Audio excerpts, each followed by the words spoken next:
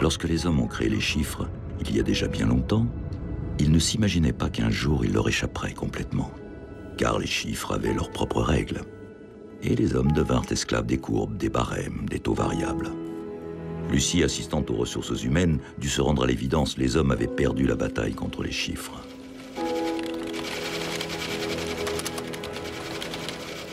Cette année-là, malgré ses bénéfices, l'entreprise ferma une de ses filiales. Lucie s'était sentie trahie par ces chiffres qui ne souffraient d'aucun affect. Elle n'avait alors trouvé qu'un seul moyen de se faire entendre.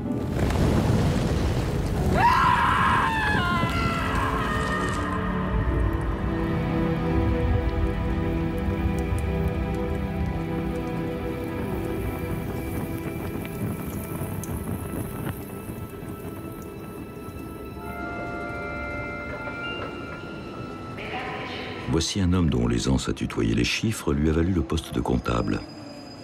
Une compétence qui lui permit d'avoir la chance de conserver son emploi.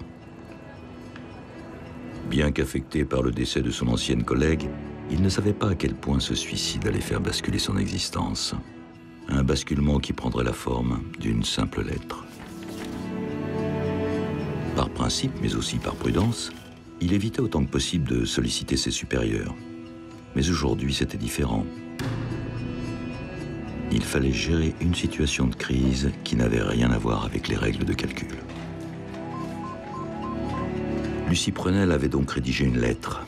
À titre posthume, elle demandait simplement au comptable de la remettre au plus haut responsable du groupe. Mais dans ce contexte particulièrement tendu, la direction jugea que le message de Lucie n'était pas des plus pertinents pour l'image de l'entreprise. Au final, personne n'entendrait parler de cet incident et c'est ainsi que les choses auraient dû rester.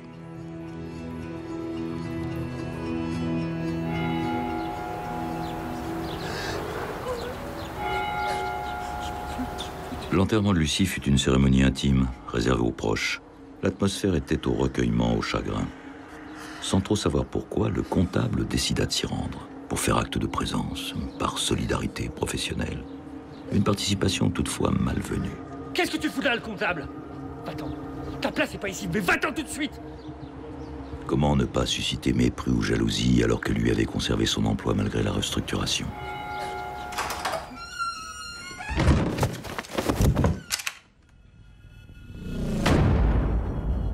Alors, espèce de sale petit comptable, on couche avec ma femme, c'est ça? C'était par le biais de rumeurs que le mari de Lucie s'était imaginé une relation entre son épouse et le comptable. Face à sa détermination, l'employé lui montra son seul argument en guise de preuve. À la découverte des dernières volontés de Lucie, le mari, d'abord bouleversé, affirma qu'il savait très bien où et comment trouver le véritable responsable. Mets cette chemise, mets cette cravate, mets cette veste, fais-toi une belle tête de petit comptable. Et on va y aller ensemble. Affecté par le chagrin et la colère, les paroles du mari n'avaient aucun sens. Tu es un missionnaire. Tu as une mission, tu as compris? C'est ce qu'elle nous dit. C'est un message qu'elle nous laisse. Mais ce système-là, ce système, il ne peut plus fonctionner. Le capitalisme, tu crois que ça marche, ça? Aux abords de leur destination, le voyage fut brutalement interrompu par une véritable marée humaine. Le comptable fut à nouveau pris d'un sentiment de culpabilité, comme si le flot de revendications lui était personnellement destiné.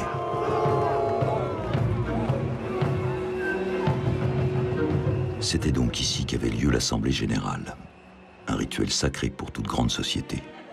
Le bilan financier, qu'il soit positif ou négatif, était offert aux actionnaires sous la forme d'un grand spectacle. C'est une année extrêmement profitable. Allez, dépêche-toi, on n'a pas le temps de perdre. Au rendez-vous, les résultats également, et je crois que nous pouvons tous nous en féliciter.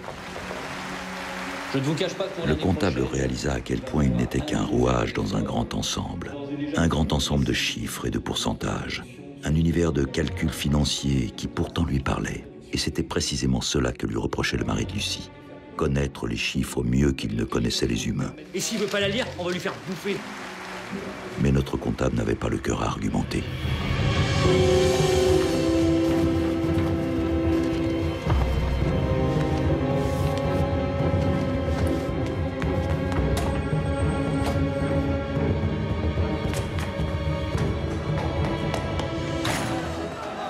Définitivement séparé du mari de Lucie, il se retrouva alors plongé en pleine guerre civile.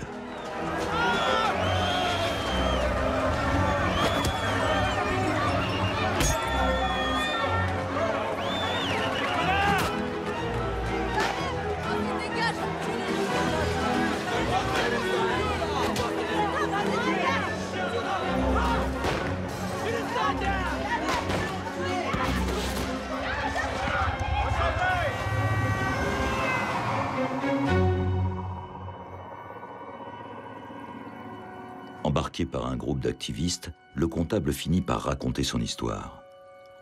Pour les rebelles, l'affaire représentait une opportunité sans précédent. Lucie deviendrait leur étendard et le comptable son messager. Une histoire qu'il se devait de révéler au grand jour.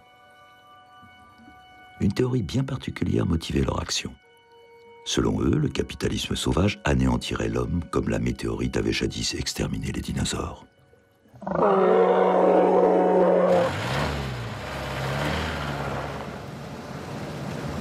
Pour se faire entendre, les rebelles avaient organisé une action d'infiltration directement dans le domaine familial où le PDG passait ses week-ends. Une fois de plus, l'employé fut débordé par la situation.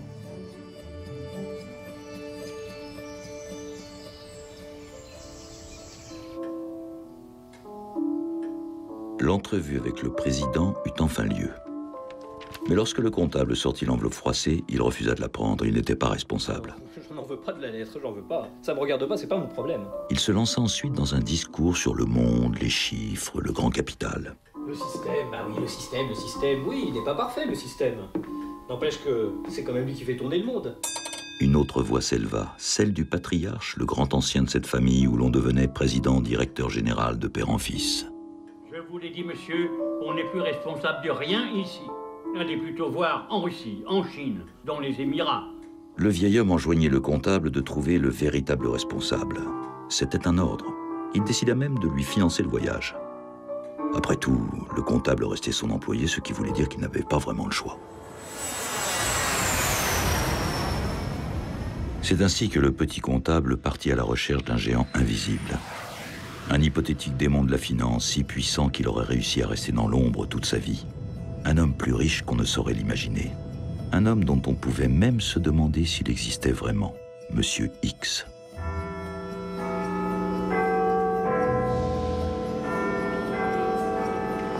Au cours de son enquête, le comptable approcha différents collaborateurs de Monsieur X. Le mystérieux actionnaire serait en mouvement permanent, littéralement insaisissable. La rumeur disait que grâce à son immense fortune, il aurait même plusieurs fois changé de visage et même de nom.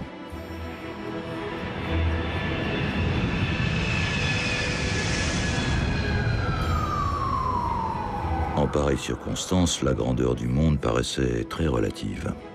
De Londres à New York, les mêmes lieux impersonnels avec leurs employés interchangeables.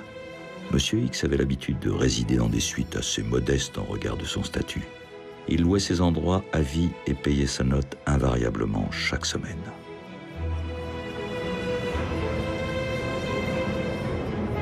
Le même schéma se répétait inlassablement, toujours un temps de retard, toujours les mêmes hôtels, les mêmes appartements désespérément vides. Pourquoi changer de nom et de visage? N'était-ce pas là une trace de culpabilité? Monsieur X n'était-il pas tout simplement en train de fuir?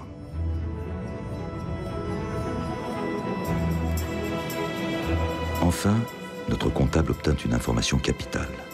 Selon plusieurs sources concordantes, le mystérieux milliardaire vivrait retiré en plein milieu du désert.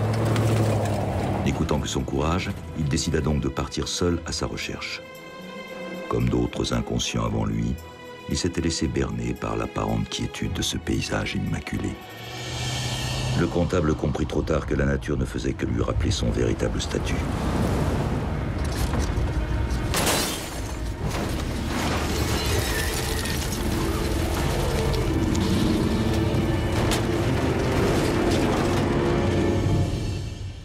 Un simple grain de sable perdu au milieu du système.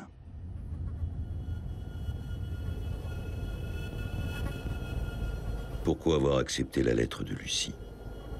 Après tout, il ne la connaissait pas si bien que ça. Ils discutaient autour de la machine à café, certes. Ils déjeunaient parfois ensemble et prenaient le même bus. Peut-être aussi qu'à un moment, il avait été un peu amoureux d'elle.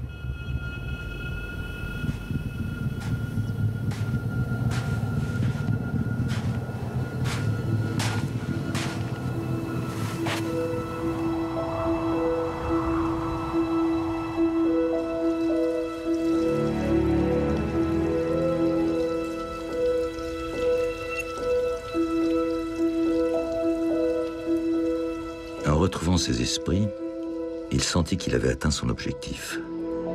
Peut-être que dans sa quête, il avait fait preuve d'un certain flair, une certaine clairvoyance qui l'avait mené malgré tout sur le bon chemin. Peut-être aussi qu'il avait bouleversé l'ordre des choses de telle manière que les cieux s'étaient montrés cléments avec lui. La présence de Monsieur X ne faisait maintenant plus aucun doute. Et ce fut ainsi que le comptable rencontra celui que l'on désignait comme l'homme le plus riche de la planète. Avenant, franchement sympathique, l'homme, bien que touché par l'histoire de Lucie, refusa d'en assumer la responsabilité. Il décrivit au comptable l'hypocrisie du système dont il était pourtant le pur produit. Il fut un temps où la connaissance des lettres et certaines valeurs philosophiques servaient de repères. Mais l'époque voulait qu'à présent, la politique des chiffres ait supplanté toute autre valeur. C'était comme ça, on n'y pouvait rien. Pour sa part, M. X avait pris du recul. Ayant délaissé le monde des hautes finances, il passait désormais son temps dans les airs. Voyant la déception du comptable, le milliardaire lui proposa alors un marché. S'il réussissait les tests d'aptitude physique, il l'emmènerait avec lui là-haut dans l'espace. Une fois en orbite, ils participeraient tous les deux à une vidéoconférence à l'échelle mondiale. Tous les PDG du groupe seraient connectés pour l'occasion. Le comptable lirait la lettre en direct et le message ainsi transmis serait perçu comme un symbole fort, d'une portée universelle jamais atteinte.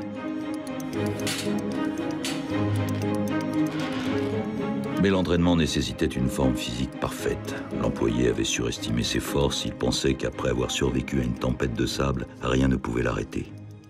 Le décollage approchait et il n'était pas prêt. Il ne le serait jamais.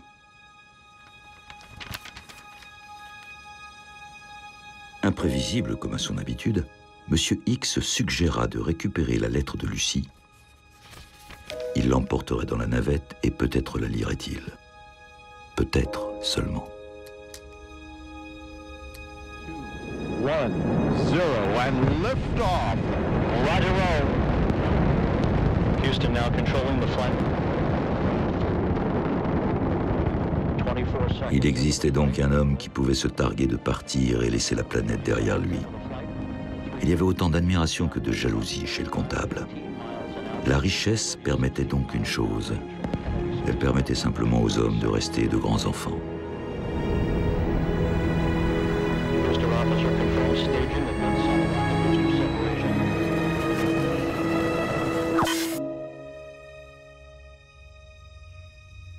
La nouvelle finit par tomber, le véhicule spatial se serait désintégré dans l'espace. Il n'en restait aucune trace, ni de la navette, ni de ses passagers, et encore moins de la lettre de Lucie.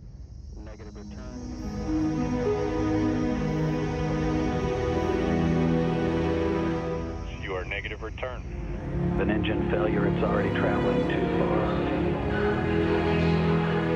Pendant plusieurs mois, peut-être toute sa vie, le comptable resterait hanté par un rêve. Il entendait la voix lointaine de Lucie. Il voyait sa silhouette. Elle disait qu'elle n'était pas seule, que bientôt tout le monde finirait comme elle. Le comptable trouvait ce rêve stupide, mais il revenait souvent. Tout cela n'avait maintenant plus aucune importance.